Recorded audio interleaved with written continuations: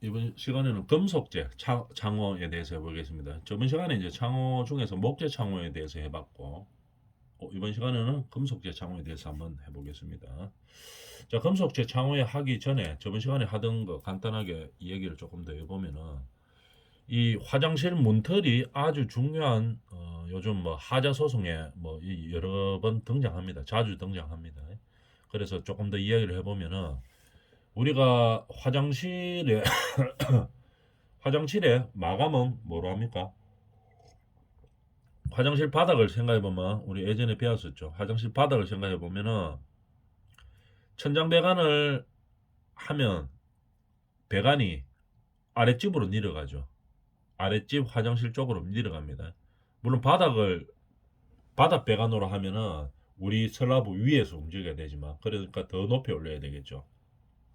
거실 바닥을. 그런데 일반적으로 천장 배관을 한다고 보고 밑에 집 배관으로 내려가지만 그래도 화장실에는 뭐가 있습니까? 엑셀 파이프는 최소한 지나가야 되겠죠. 엑셀 파이프는 지나가야 뭐 온수가 물이 들어가니까 엑셀 파이프 지나가야 되고 그 다음에 뭡니까? 타일로 구배가 들어가야 되고 배관 같은 게 뭐 좀 필요하면 해줘야 되고 천장 배관으로 니루더라도 천장으로 완전히 다 못 니루고 뭐 바닥으로 좀 끌고 가야 되는 문제들도 있고 이렇기 때문에 화장실은 슬라브 위에서 그 다음에 또 뭐 화장실은 또 뭐 해야 됩니까? 방수도 해야 되겠죠. 그렇기 때문에 두께가 상당히 두꺼워집니다. 슬라브 위에다가 여기를 거실 바닥으로 해고 한번 볼까요? 예전에 우리 했던 거 생각해 보면서 거실 바닥 선이 있고 여기서 딱 떨어진다고 봅시다. 거실 바닥 선이 있고 그럼 화장실이 여기다가 마감을 해가지고 마감선이 거실 바닥보다 80mm 정도 내려와야 됩니다. 그죠? 80mm 정도의 기준이 뭐냐 하면은 슬리퍼를 두고 이 화장실 문을 열었을 때 슬리퍼가 걸리지 않아야 됩니다. 그래야지 하자가 없다고 이야기를 하는 겁니다.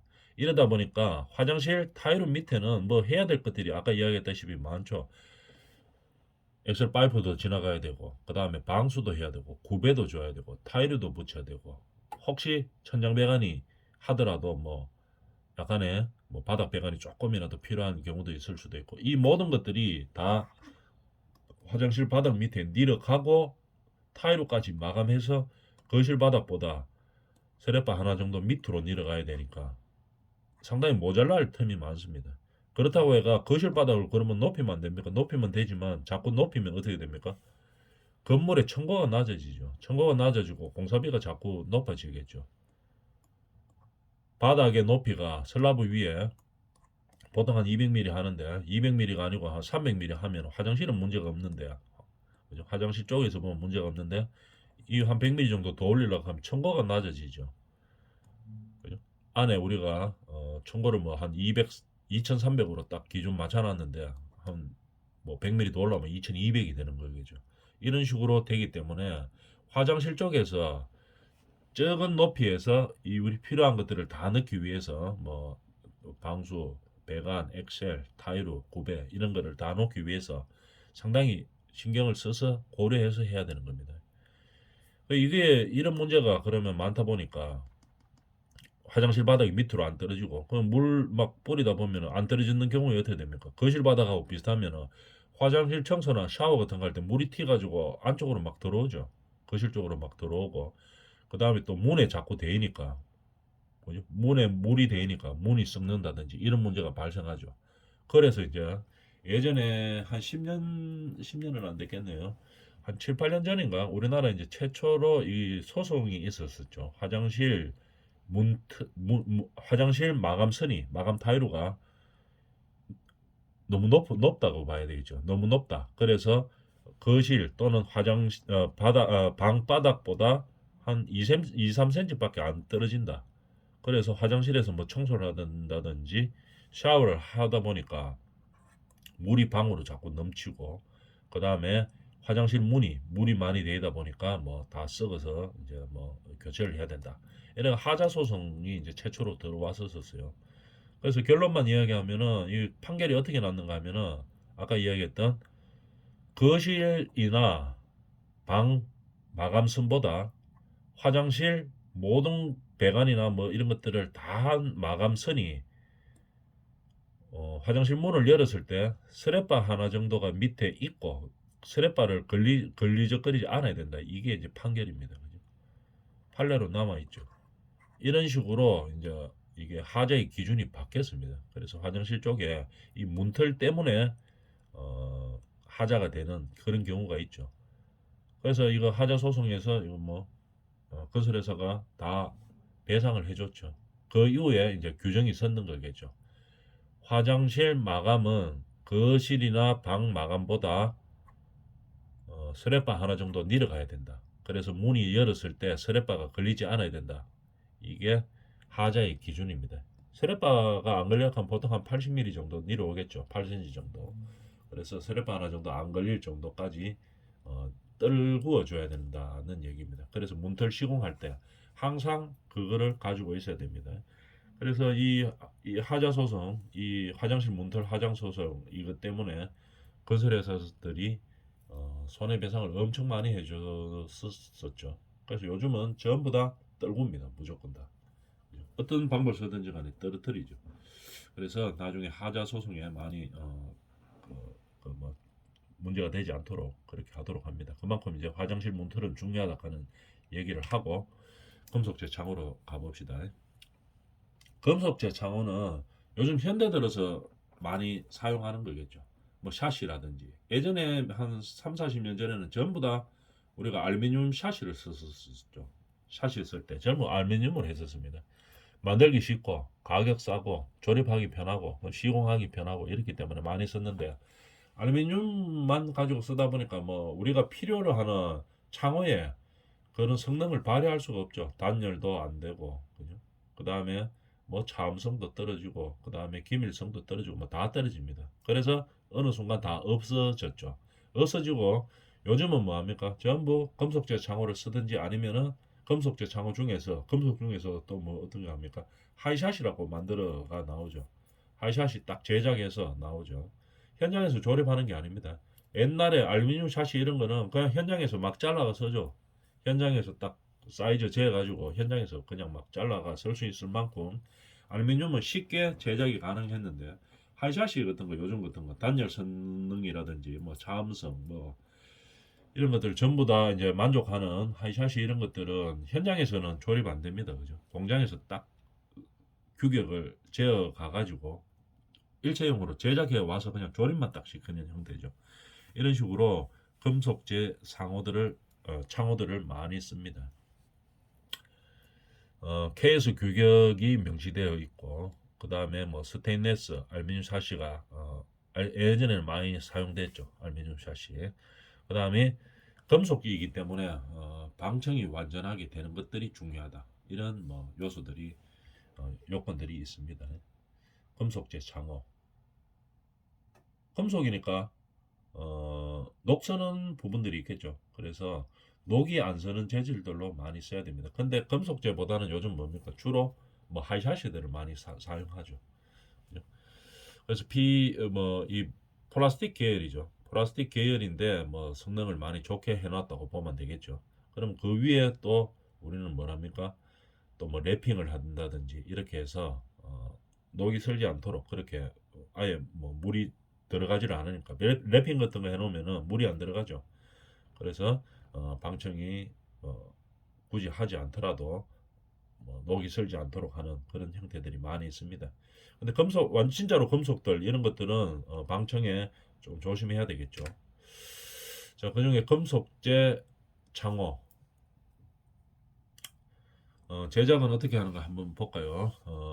구불림 공작을 하고 틀은 구불림으로 하고 그 다음에 문짝은 맞춘 뒤에 용접 및 조립을 하고 금속이니까 그 다음에 중요한 방청 처리를 하고 그 다음에 방청 칠을 하고 현장에 반입을 하는 거겠죠. 그래서 들고 오는 겁니다. 들고 와서 설치할 때 설치 방법은 구조체를 만들기 전에 먼저 틀을 설치하느냐 아니면은 구조체를 만들고 난 다음에 후 설치하느냐 이거에 따라서 나눠지는 거겠죠. 그러면은 선 설치를 하면은 어떤 좋은 점이 있는가 하면은 창호의 틀을 먼저 세우고 나서 그 다음에 그 부집을 놓고 콘크리트 탓을 한다고 한번 생각해 봅니다. 이게 선설치죠. 먼저 설치한다 이 말입니다. 구조체보다. 뭐가 없어집니까? 틈이 없어지죠. 딱 맞습니다. 그래 되면은 딱 맞게 되겠죠. 그래서 뭐 여러 가지 뭐 단열 성형이라든지 아니면 뭐 여러 가지 틈이 없이 딱 붙는 형태이기 때문에 견고하게 딱 붙죠. 그 다음에 뭐 물이 샌다든지 이런 부분들이 훨씬 더 후설치보다 적어질 수가 있겠죠. 그런데 문제는 뭐냐 하면은 잘못 콘크리트 타설 할 때 이게 잘못 타설해 보면 어떻게 됩니까? 막 압력이 있으니까 콘크리트 타설 할 때는 이 선 설치해 놓은 이 문틀이라든지 이런 것들이 뭐 압력에 의해서 휠 수도 있죠. 휠 수도 있고 막 밀릴 수도 있고 이렇습니다. 그래서 한번 틀어져 버리면은 어떻게 해야 됩니까? 뜯어내고 다시 해야 되는 문제가 발생하겠죠. 그죠? 그래서 아주 특수한 목적을 가진 건물 아니면은 선 설치는 잘 안 합니다. 대부분 다 후설치로 하는 거겠죠. 후설치. 그래서 콘크리트 구조체를 만들 때 계곡만큼 비워두는 거죠. 후설치는 비워두고 그 다음에 구조체를 완전히 만든 다음에 그 다음에 이제 창호를 설치하는 거겠죠.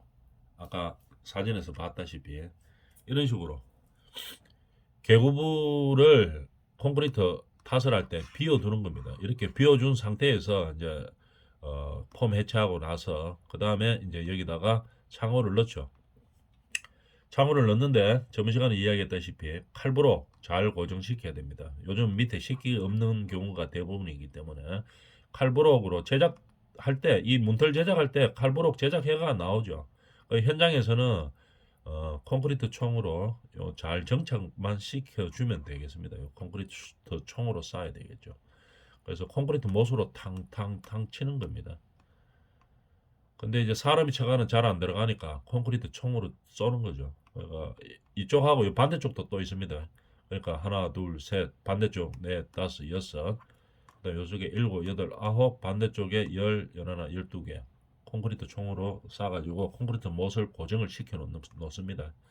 그 다음에 이 공간들 그죠? 딱 맞게 할 수는 없죠. 그러니까 약간 여유를 두고 있습니다. 너무 또 많이 두면 안 되지만 어느 정도는 유격이 있어야 이게 문틀이 들어가죠.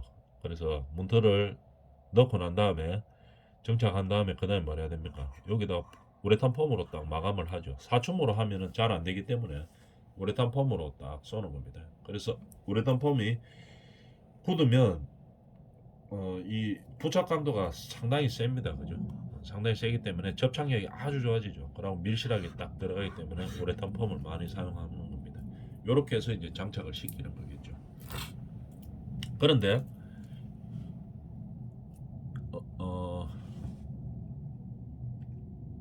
요 있네요. 후설치. 그게 이제 후설치 방법입니다. 그죠? 선 설치보다 어떻습니까? 상당히 간단하죠. 간단하고 위치를 정확하게 파악할 수 있습니다. 그렇지만 문제는 뭐냐면 만약에 외벽 쪽이다 이렇게 되면은 공간들이 있고 그 공간들을 잘 메워줘야 되겠죠. 물론 우레탄 폼이나 뭐 칼부록들로 잘 고정을 시키지만 그래도 틈이 있죠. 선설치는 뭐 틈이 없는 형태가 되는 거고 후설치는 틈이 있는 형태이기 때문에 바깥에 뭐 눈비 이런 것 들어올 때 물들이 내부로 들어올 수도 있고 이렇기 때문에 뭘 해야 됩니까? 그 우레탄 폼 처리하고 난 그 유격들에 반드시 실링 처리를 해줘야 되겠죠. 실링 처리를 잘 해줘야 됩니다. 그런 후설치법이죠. 자, 그런데 문틀을 고정시킬 때 이 칼부록 박는 거죠. 이거 앙카 철물 고정 위치를 어떤 식으로 하는지 한번 봅시다. 요게 이제 문틀이라고 보고 요게 이제 구조체입니다. 요 구조체죠. 구조체. 요게 문틀이고 이렇게 봤을 때 이제 나중에 문틀을 넣고 구조체를 이거 구조물을 만든 다음에 문틀을 넣고 그 다음에 이제 칼부록을 고정을 시키는데 앙카 철물을 고정시키는데 이 유격이 있었던 거는 사춤이나 우레탄 폼으로 나중에 메울 거죠. 요 메우고 나서 이 바깥쪽으로 나가면 안 됩니다. 앙카라든지 이런 것들이 이 안쪽으로 매입되는 쪽으로 들어가 줘야 되겠죠. 그러니까 이 형태는 안 되고 요 형태가 돼야 된다는 이 얘기겠죠. 그래야지 녹이 있을 가능성도 적고 사춤이나 우레탄 폼 안에 보호가 되겠죠. 요게. 그래서 요 나사못이라든지 고정시키는 콘크리트 못 이런 것들이 어떻게 됩니까? 녹이 쓴다든지 이런 것들을 방지할 수가 있겠죠. 그래서 외관상도 그렇고 항상 요 안쪽으로 매립되는 쪽으로 집어넣도록 하는 겁니다. 그리고 이게 만약에 내부 쪽이다 이러면은 이제 큰 문제가 없는데 바깥에 비가 올 때 문제가 없는데 만약에 이게 외벽 쪽이라고 한번 생각해 봅니다. 외벽에 있는 창호 틈을 붙인다고 생각했을 때 조심해야 될 게 반드시 있죠. 뭐냐면 이 창호 털이 예를 들어 여기가 안쪽이고 건물 안쪽이고 방이라고 생각해 봅시다. 여기가 외벽이라고 생각을 해 봅시다. 중간에 이제 외부라고 생각하고 외벽이 있죠. 창틀을 붙이면 이 창틀을 뭐 예를 들어 뭐 150mm면 150, 뭐 200mm면 200mm 이렇게 제작을 하게 되겠죠. 보통 방 안으로 조금 들어와서 마감 때문에 약간 들어와가지고 요 미장을 해가지고 뭐 어떻게 마감 처리를 하겠죠. 미장 같은 거 안 하려고 하면 뭘 합니까? 상을 대고 여기다 나무 상을 대죠. 다루기 된다 이 말이죠. 상을 대고 그 다음에 뭘 합니까? 스코보드 같은 걸로 딱 대가 마감을 시키죠. 근데 중요한 것은 이쪽에서 외부에서 비가 왔을 때 일로 들어오면 안 되죠. 그죠? 그래서 반드시 외벽선보다 안쪽으로 들어와야 됩니다. 이게 아주 중요한 문제죠. 창틀이 외벽선보다 이 바깥으로 조금이라도 나가가 있다고 봅니다. 이 창틀 마감이 여기가 아니고 요 바깥으로 조금 나갔다고 생각하면 일로 100%물 다 셉니다. 비가 오든지 눈이 오든지 하면 물론 실링 처리를 한다고 해도 안 되죠. 개구부가 외벽보다 창호가 개구의 창호가 외벽 안으로 들어와야 됩니다. 무조건. 그죠? 들어와서 여기다가 뭐 고정시키고 우레탄 폼 쏘고 여기다가 그러면 실링 처리하게 되겠죠. 여기다 실링 처리를 하게 되겠죠. 요렇게 해야지 이어서 비나 눈이 왔을 때 물을 끊어주는 역할을 하는 겁니다. 이게 안쪽으로 안 들어오고 뭐 바깥 안쪽에 이제 마감 같은 걸 생각하다 보니까 잘못해서 이 창호의 틀이 외벽 바깥으로 조금이라도 나갔다. 그러니까 이 마감선이 창호 마감이 여기가 아니고 여기가 됐다. 이러면은 물론 여기다 실링은 처리를 하겠죠. 그래도 이 외벽보다 바깥으로 나갔다 하면은 일단 물 샌다고 봐야 되는 겁니다. 그럼 나중에 고칠 수도 없어요. 아무리 실리콘 잘 사도 이거 바깥으로 돼가 있는 거는 거의 다 물 샌다고 봐야 됩니다. 그렇기 때문에 외벽 쪽에 창호틀을 고정시킬 때는 반드시 외벽보다 안쪽으로 들어와야 된다 이 말입니다. 마감이 그렇게 해야지 물이 안 샌다 이런 얘기죠. 항상 기억해 두도록 합니다. 그러니까 문틀 위치에 따라서 창호틀 위치에 따라서 이 누수가 되냐 안 되냐 아주 중요한 문제죠. 그래서 누수가 되지 않도록 어떻게 창호를 잘 고정 위치를 잘 잡아서 고정을 해줘야 된다는 얘기입니다.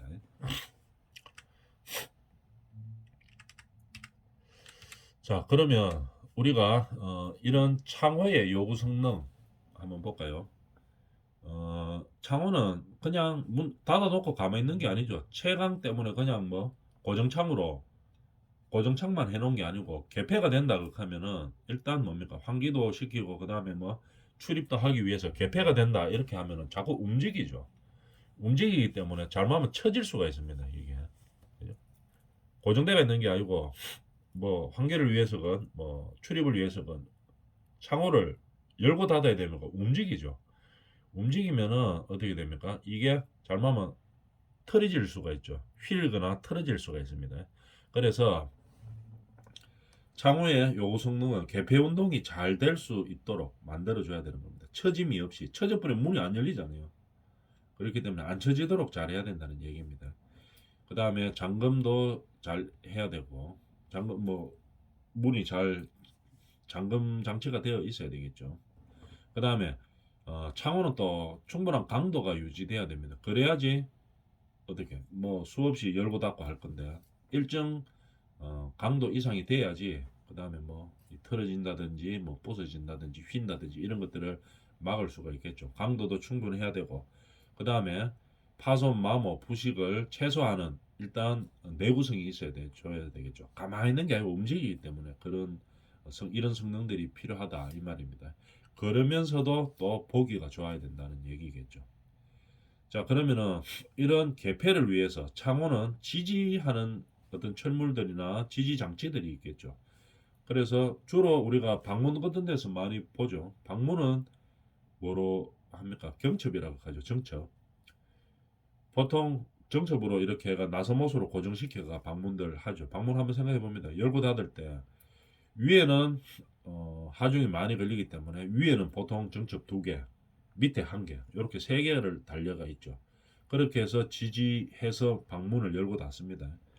근데 방문이 예를 들어서 우리가 뭐 아주 좋은 집들, 일반 집들 말고 뭐 고급 집들 뭐 모양 잘 낸다고 진짜 원목으로 막 문을 할 수가 있겠죠. 그러면은 일반 그 경첩으로는 이 지지 안 되겠죠. 우리가 일반적으로 무게 때문에 안 된다는 얘기겠죠. 무거워서. 그럼 다른 철물을 써야 됩니다. 지지하는 철물을. 왜? 그 방문을 열고 닫아야 되기 때문에. 일반적으로 쓰는 거는 우리가 뭐 주택들에 쓸 때는 뭐로 만듭니까? 문을 MDF로 만들죠. MDF 해가지고 뭐 랩핑 씌워놓은 겁니다. 일반적으로. 그러니까 가볍죠. 일단은. 그래서 뭐 경첩으로 유지가 되는데 예를 들어가 문이 뭐 아주 뭐 고급으로 만든다고 해가지고 뭐 원목 그대로 했다. 원목 문 같으면 엄청 무겁겠죠. 그러면은 그 무게를 지탱할 수 있는 어떤 지지철물들을 용도에 맞게 달아줘야 되는 겁니다. 그런 것들이 뭐가 있나 한번 볼까요? 플로어 힌지. 플로어 힌지 주로 사용 많이 하는 데가 어디냐 하면은 우리 상가 같은데 현관문 유리문 있죠. 유리문 열 때 편의점 같은 거 들어갈 때 유리문 열고 들어가죠.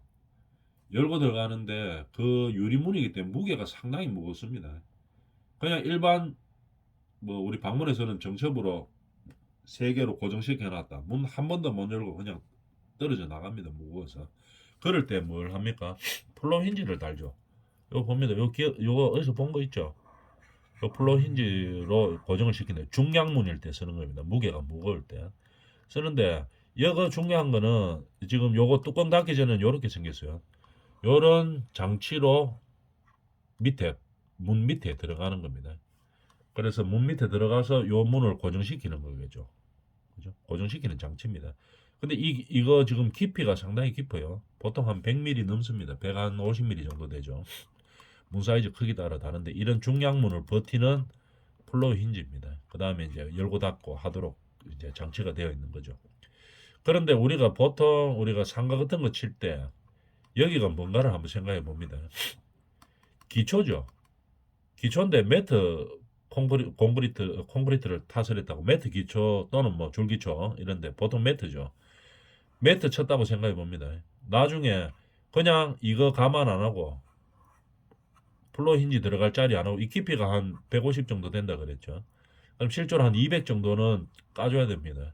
쑥 들어가야 되겠죠. 깊이가 한 200 정도 있고 이렇게 들어가 있었어야 되겠죠. 근데 콘크리트를 뭐 이거 감안 안 하고 그냥 이 매트 높이로 그냥 그대로 쳤다고 생각해 봅니다. 나중에 이거 플로어 힌지 이거 정착하려고 하면 어떻게 되겠습니까? 콘크리트 다 깨내야 되겠죠. 깨내가지고 이 깊이가 한 150 정도 되는 거를 200mm 정도를 깊이로 깨낸 다음에 그 다음에 박아야 됩니다. 이거 일 상당히 많죠. 근데 콘크리트 뭐 정도는 깨려고 하면 깰 수는 있는데 문제는 뭐냐면 이게 기초였죠. 기초다 보니까 철근이 예를 들어가 뭐한 19mm, 21mm 지나갔다. 이거 못 깹니다. 이거 그죠? 철근 들어가 있는 상태에서 그것도 뭐 보하고 이거 딱 보 위치죠. 이거 기초 밑에 하부에 보 역할하는 그 위치에 딱 들어가기 때문에 이 철근 만약에 지나갔다고 하면은 이만큼 못 깨냅니다. 이거. 그래서 장착하기가 나중에 상당히 힘든 문제들이 많이 발생하죠. 그래서 콘크리트 치기 전에 플로우 힌지가 들어가는 자리는 미리 결정해가지고 요만큼 스티로폴 같은 걸로 딱 막아가지고 콘크리트가 안 들어가도록 하고 철근도 요래 비켜가지고 시공하도록 해줘야 되겠죠. 그래야지 요 자리가 나오죠. 그래야지 똑같은 높이로 들어갑니다. 이게 길에서 들어오는데 이 높이가 안 맞고 이 플로 힌지를 이 정착하기 위해서 예를 들어서 뭐 안 해놨다 깨기가 너무 힘들어가 위로 올렸다 이러면은 이 높이가 안 맞죠. 이게 도로하고 들어오는 상가하고. 그래서 무조건 밑으로 들어가야 되는데 콘크리트나 이 철근 배근할 때 이 기초할 때 딱 걸리기 때문에 항상 신경 씁니다. 요거를 콘크리트나 철근이 안 들어가도록 요만큼 파놓고 플로 힌지 나갈 때 요거 얼마 정도 되겠습니까? 요 깊이로는 한 200 정도 파놓고 옆으로는 뭐 한 300 정도 파놓으면 요거 들어가죠. 뭐 넉넉하게 한 400 정도 이렇게 파놓고 이렇게 하면 충분히 들어갈 수 있습니다. 그래서 나중에 아주 힘든 과정이 발생하지 않도록 이런 것들이 이제 현장 기사들이나 이런 이제 관리하는 사람들이 챙겨야 되는 부분이죠. 그죠? 목소 그냥 하청 일을 하는 사람들이 이런 거 잘 모르니까 위치 이런 거 어딘지를 정확하게 모르니까 그냥 그대로 콘크리트 쳤다 기초 쳤다 나중에 후공정 하는 사람들이 엄청나게 힘든 겁니다. 이런 것들을 관리를 잘 해줘야 되겠죠. 자 다시 돌아와서 일단 중량문을 지지하는 걸 플로 힌지라고 이야기합니다. 그죠? 이런 것들이 있고 그 다음에 이런 것들은 뭐 잠금 장치 있는 거 잘 봤죠. 이런 것들은 철물만 문 달고 그냥 지지만 해주면 되는 겁니다. 그 다음에 아파트 문 같은 거 보면 도어 클로즈 있죠. 이게 뭐냐면 화재 같은 거 났을 때 자동으로 문 닫히게 하는 거겠죠. 그죠? 그래서 연기 같은 게 안쪽으로 집 안으로 안 들어오게 하기 위해서 자동으로 문 연 상태에서 그냥 닫히도록 하는 거 이걸 갖다 도어 클로즈라고 이야기하죠. 뭐 이런 장치들이 있습니다. 레바 문 손잡이인데 요거 핸들처럼 요 레바처럼 요 탁 해가 요거 잡아가 손으로 꽉 잡아가 돌리는 게 아니고 그냥 밑으로 탁 누르면 열리는 거죠. 편하죠. 이런 것들 레바라고 하고 요거는 레바 형태는 아니죠. 그냥 문 돌리는 형태고 그다음에 요거 뭐 우리가 아파트 현관문 닫고 나면 이거 도어 체크, 도어 체인 문 딱 잠그는 거겠죠. 요런 기타 창호들이 있다. 창호에 쓰이는 우리가 뭐 자재들 이런 것들 소개하는 겁니다. 이런 것들이 있다 이 말이죠. 창호를 고정시키기 위한 장치들, 뭐 플로 힌지, 특히 중량문 같은 거, 잠금 장치, 도어 클로즈, 그 다음에 레바들, 그 다음 도어 체인 여기까지 해봤습니다. 유리는 다음 시간에 하겠습니다.